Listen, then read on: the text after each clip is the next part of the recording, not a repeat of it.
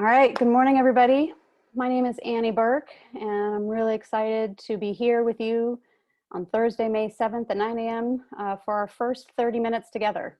This is a conversation about a hard and important topic that we're going to have together, me and our guest today, and I will also, we'll be recording this, and we're gonna have this conversation with curiosity and compassion. We're really excited that you're all here listening to us live, and I'm really excited that other people will be listening to this later.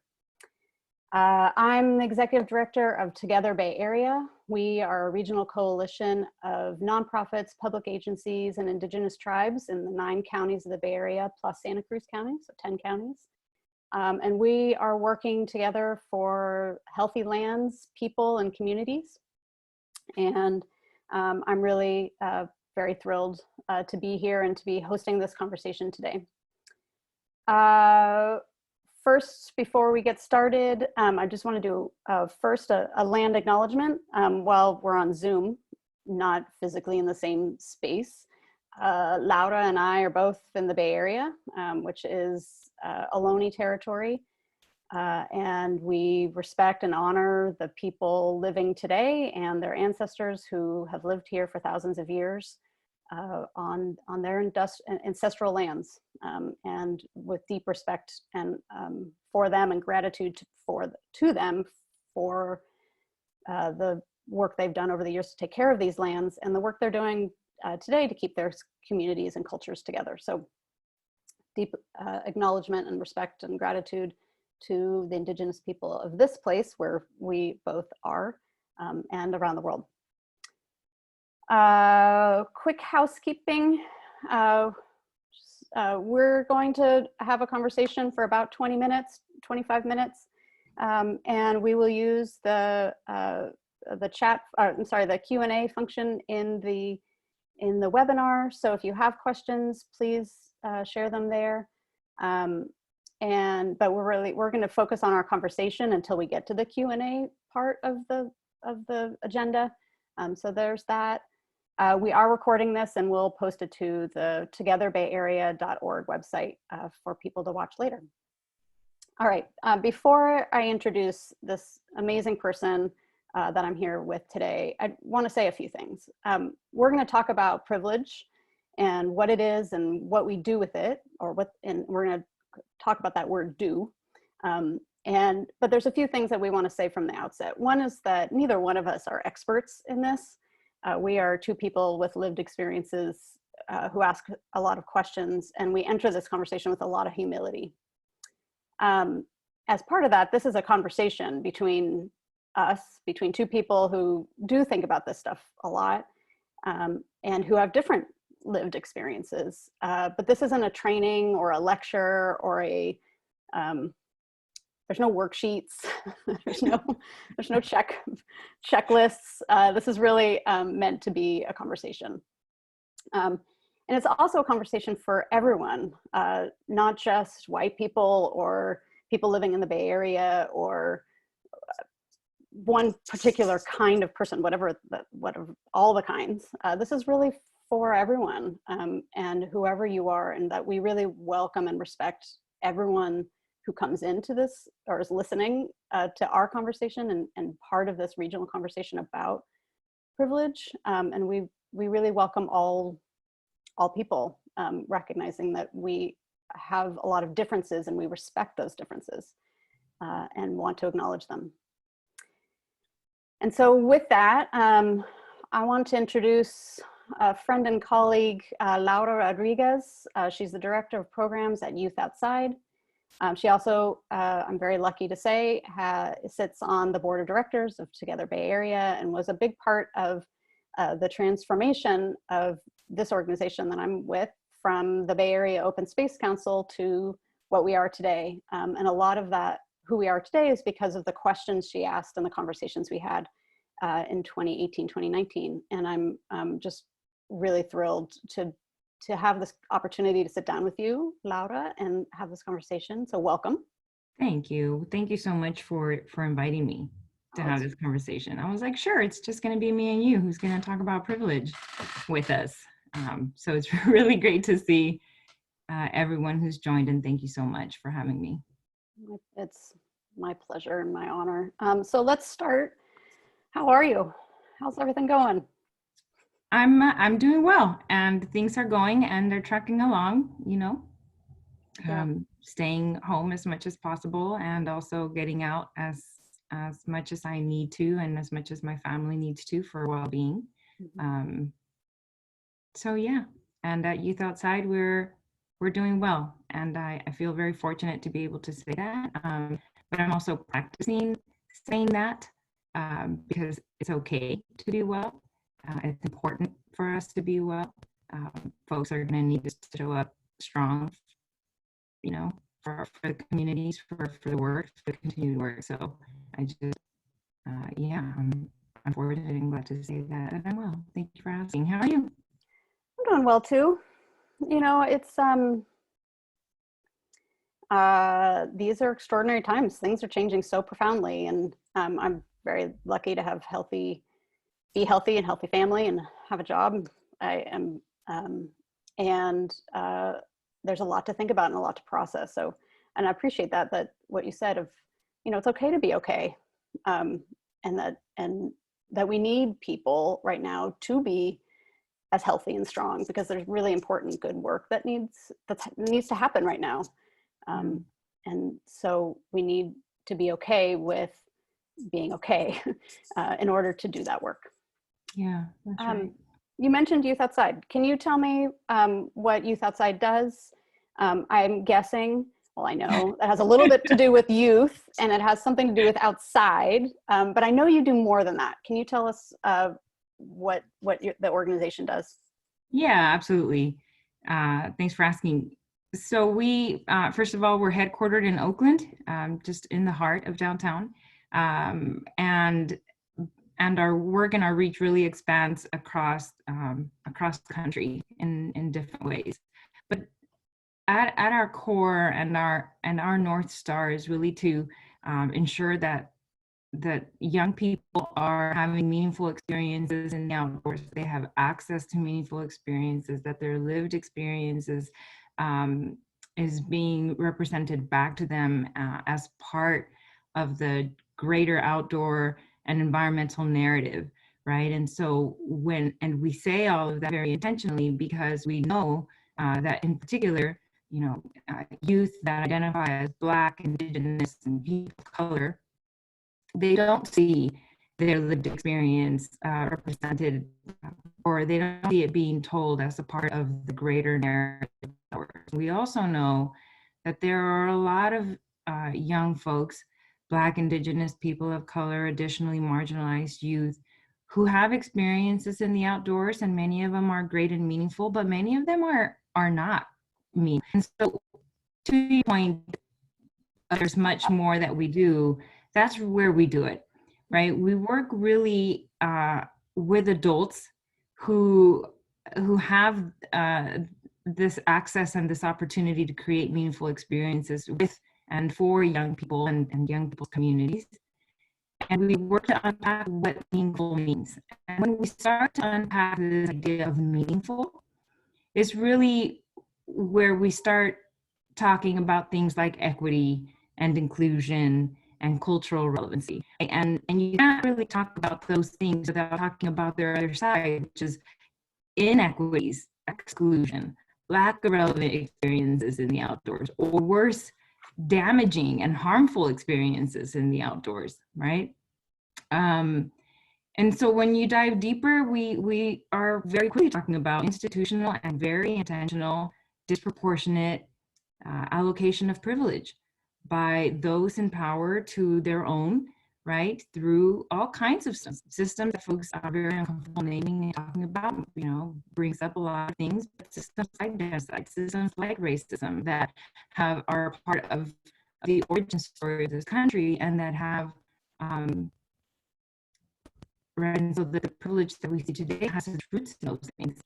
And so when we're trying to talk to folks about how to work to deepen their equity commitments or their inclusion commitments, then we have to talk about privilege and we have to talk about power. and those things are rooted in that history and in that context. So we like to joke that we are youth outside, adults inside. So we find ourselves working with adults indoors through facilitation and capacity building and training and workshops almost every day. So to your point, this is not training, but that's what we do on a very regular basis. Great, thank you for sharing that. And I don't know about others listening, but your sound is a little underwatery, not very underwatery, but if you have something to change that, that would be great. And if not, let's just keep going. The idea of meaningful experience is really an interesting one, in that, I want to unpack that a little bit, because it is meaningful, thinking that someone's going to have a meaningful experience puts this some value judgments on that. What is meaningful to me might not be meaningful to you, and that meaningful can also put a lot of weight and on, like, here, go do this. I'm giving you this opportunity, and it's going to be amazing. And it isn't always amazing. So there's a lot of pressure in that. And so could you talk just quickly about what meaning, can you tell us some more thinking from your perspective about what meaningful means and what conversations you've had around that word, and maybe as a segue into what we talk about privileges? Yeah, absolutely. And thank you for naming that. I put my headphones on. Is that any better at all? Okay, much better. Great. Thank you. Yeah. Well, that's why we tie the idea of meaningful experiences to the greater idea of relevancy and inclusion, right? That it's not a one size fits all, right? We're not all going to be jazzed about, a backcountry backpacking trip that is grueling and different from what we've ever done. And some of us might be, and that could change our lives. And we know and hear stories often enough about how that does change people's lives. But meaningful really is a tailored experience, right? We have to know what's meaningful to us, to your point. So we have to ask. We have to come from a place of curiosity. We have to come from that place of humility. We have to pause and slow down and remember or learn to think about how our way of doing things and what's meaningful to us is not a blanket experience for all, right? We find ourselves trying to do that. I can say this now as a parent, or I couldn't have said this 4 years ago, but we find ourselves doing this with our children in a very natural way, right? We know what was good for us. We know what we love. We know what we want our children to also experience. And we try to bring these things to them. And sometimes they're going to reject those things, right? And so what's meaningful to us might not be meaningful to them. So how do we stay on top of, I'd like to say, sort of keep our head on a swivel and ask a lot of questions, right? What is relevant to folks, to young people, to the adults in their communities? And so that's really where we tie in this idea of relevancy and this idea of inclusion, right? It's also not enough to know.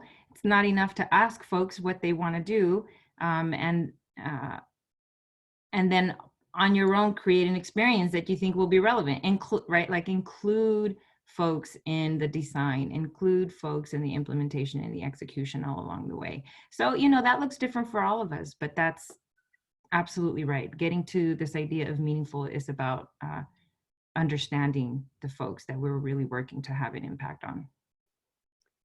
Great. And so with that, then there's, nestled in there is the idea of privilege, or the concept of privilege. And I've been thinking a lot about my own privileges. Well, I have for a while, but in particular the past 2 months, as I'm in a house with a job, with healthy people living with me, and the means to adjust to this reality, and feeling very fortunate, very privileged to have those things, and also reading online and about stories of people who are not, in the news, who their stories of people losing their jobs, or not having a place to live, not being able to be with loved ones who are sick, all kinds of, just really hard stories to pay attention to. And so I've spent a lot of time really kind of trying to reconcile what I have and what others do not in this moment. And that's one of the reasons why I wanted to have this conversation with you, is my own personal kind of struggle, thinking through, processing what this means. So tell me what Youth Outside and you, how do you think about privilege? What does it mean? Is there one kind? Do you have it or do you not have it? Tell us what that means to you. Sure. And thank you for sharing that. I mean, I think a lot of us, probably many of us who are on this call, right? Just that the fact that we're on this call likely means that we're working from home, right? There's a good chance of that. And so I just, I offer that we likely are, most of us, thinking about privilege and the way it's showing up for us, and navigating this idea of, I've worked really hard for the privileges that I have, versus like these other emotions on the spectrum of emotions, right, that accompany it. But in its simplest form, when I say we at Youth Outside talk about privilege and think about privilege, we're essentially talking about those social advantages, right? Those benefits, those courtesies that come with belonging to, albeit a socially constructed dominant group, but nonetheless, right, a dominant and sanctioned group in society, and dominant based on a list of identities, right? We also talk about, we used to talk about the unearned privileges, right? And we'd come up against folks saying, wait a minute, right? I've worked really hard. I had to put myself through college. I paid for it all by myself. I worked really hard for that degree, right? I worked really hard for that degree, and I worked really hard for the privileges that degree is going to get me. That was intentional, right?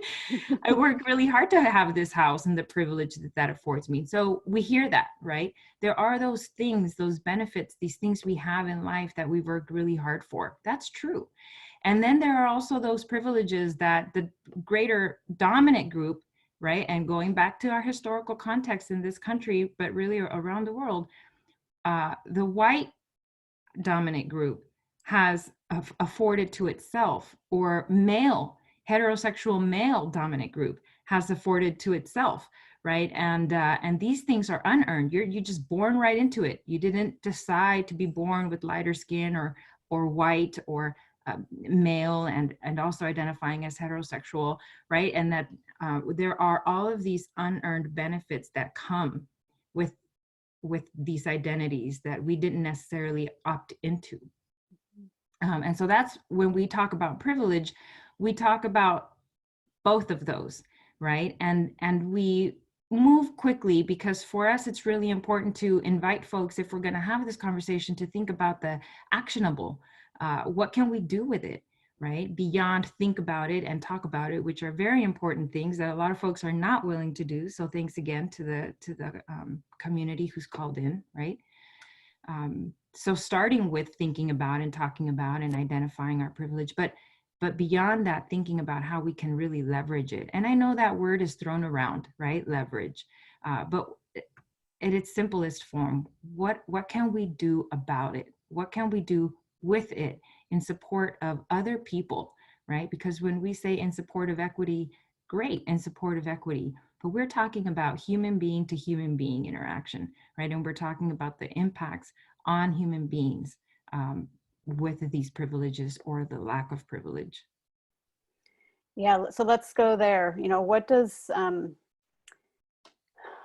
what do we do with it? It's the title of this, and I hear totally what you're saying about noticing it, observing it, thinking about it, and also trying to unpack it. What does this really mean to me? uh, I want to go to the relationship point that you just made, you know, and how do we show up? Like privilege isn't a thing that I can like, here, I can't give it away necessarily in a very tangible kind of transactional way, but you just mentioned the word relationship. So tell me more about that. Sure. You know, there are a lot of, and you and I talk a lot, right? We talk regularly, and we talk about this spectrum of sort of things we might do with our privilege, right? And we're not necessarily right now talking about power, but they go hand in hand, right? We can think about very transactional things that we might do, and they're meaningful, right? If folks have the means to support a nonprofit organization in this moment, and they want to do that in support of an organization, particularly, we might zone in on a nonprofit that's prioritizing supporting communities that are communities of color, economically really struggling communities, focusing in on supporting nonprofit organizations that are really prioritizing racial equity or justice or environmental justice, these things, right? But, you know, take your pick, right? If you can do these transactional things, supporting small local businesses right now in these very hard times, this pandemic is really surfacing things for folks. For some people are not surprised, right? Some folks have been knowing about the disproportionate impacts of disasters, in this case, this pandemic, on marginalized communities, historically and currently marginalized communities. But this is showing some folks in a new way, for some, just how disproportionate it all is really is. And so we might support the local small business in your area, or you know, think about additional ways to support in those sort of transactional ways. Then there's, you know, on the other side of that spectrum, and one of the things that we've been talking a lot, we Youth Outside have been talking about a lot with folks, is when we think about at the organizational level, for example, in our field, let's call this the greater outdoor environmental, you know, conservation, folks care about the planet kind of a field. People have had to make really difficult decisions that are based on their finances, and that no matter how much they would have not wanted to ask staff to furlough or to let folks go, they have had to make those decisions, right? We've been talking with folks a lot about the privilege and the power that as leaders we have to do that in a way that continues to build relationship with people.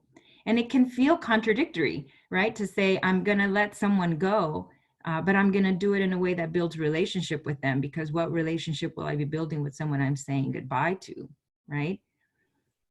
But it's not only possible to do, it's critical to do, right? We've heard from folks, you know, who have been willing and to share in the vulnerability and the complexity of all of this, that the way they've been given the news has been the difference between thinking about ever coming back to the field or not.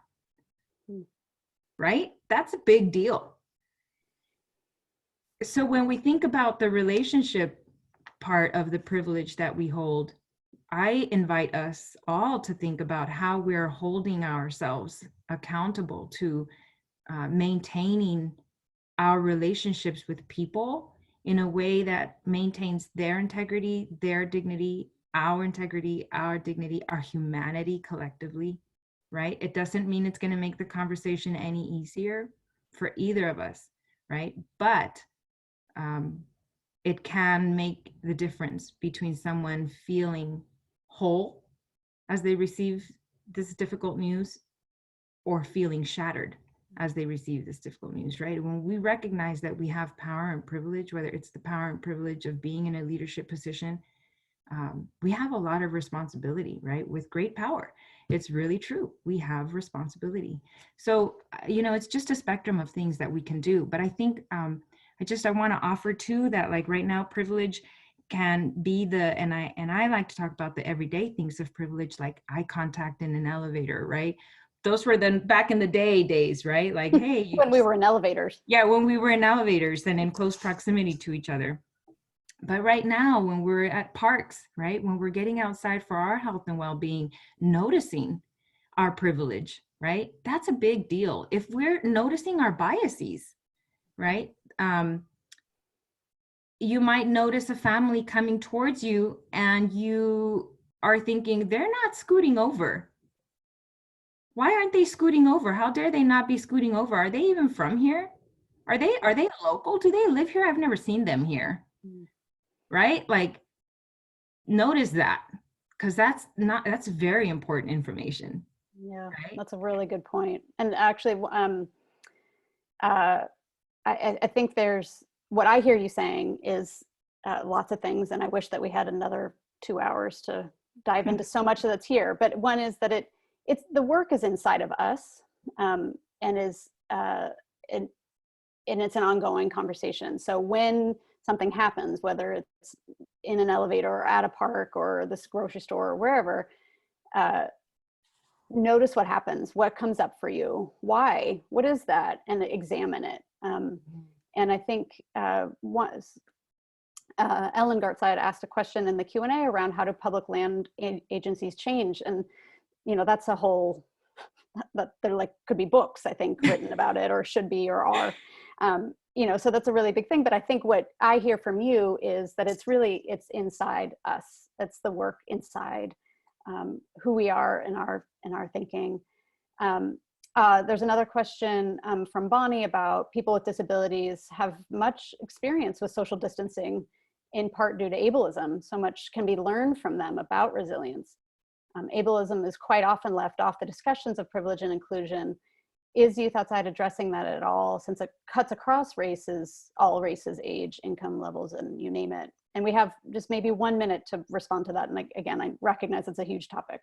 Yeah, no, they're both huge topics, and absolutely right. Ableism is definitely, again, when we talk about marginalized communities who continue to live and experience the world at the margins of sort of dominant design, right? And thinking about how the outdoors really is very exclusionary of individuals with different abilities.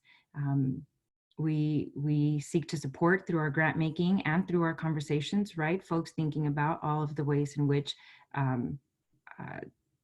society isn't showing up enough, and we're not, that we could be doing so much more.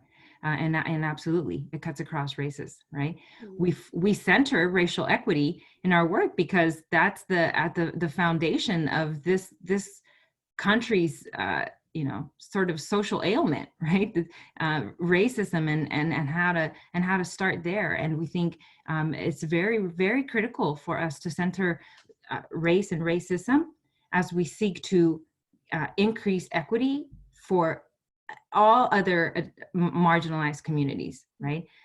So I just want to be very, very transparent about that. When we think about equity, we're thinking about all marginalized communities, and we center racial equity because we think it's very critical to do that. What can parks and spaces do is do everything you can to be welcoming, right? Create signs, and I'm not saying anything that folks haven't thought about already, right? But like, how can our signs be as welcoming as possible, in addition to being in all of the languages, right? How can we work to remember in these particular times where there's heightened fear and heightened anxiety and heightened sort of sense of belonging and not belonging? How can we work to be very vocal about public spaces being truly that, public and open to people, right?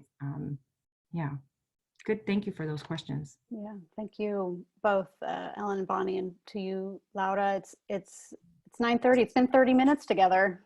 So I want to close real quick with Laura. What gives you hope? Tell us something good to wrap us up here today. My daughter gives me hope. She's fun. She keeps me laughing. but really the resiliency of human beings. Michelle Obama, she gives me hope. Watch Becoming on Netflix if you haven't. Just a plug for that. It'll give you the feels. But absolutely, we're strong, and as an individual that identifies as a person of color, you know, like when we think about the resiliency of communities, and we sort of started the morning off saying this, right? Like folks want to talk about how they're going to build resilient communities of color. Trust, you know, trust and believe they're resilient. That's right. We're resilient, and all of us as human beings are. And so I find hope in that, and I find hope in laughter, and so, you know, find laughter, continue to find laughter and joy in all of the things that bring you joy. Come back to the new iteration of the world we want to build together, with strength and with hope and resiliency. Thank you so much for spending 30 minutes with me, and all of us, for sharing your thinking and perspectives, and what gives you hope. Thank you all for listening today and watching live. Really appreciate your interest in this topic. That gives me hope too, because it's a conversation we need to have, and we need to have it often, and with in safe ways, safe and brave ways, so that we can really engage in this hard work together. So that's 30 minutes together. Thank you all. This recording will be available to anyone at togetherbayarea.org. And I encourage you to go to youthoutside.org and learn more about the work that Laura and her colleagues do there. And I thank you all for doing all you're doing to create a better future for everyone. And with that, we'll wrap up. Thank you. Thank you, Annie. Thank you, everyone.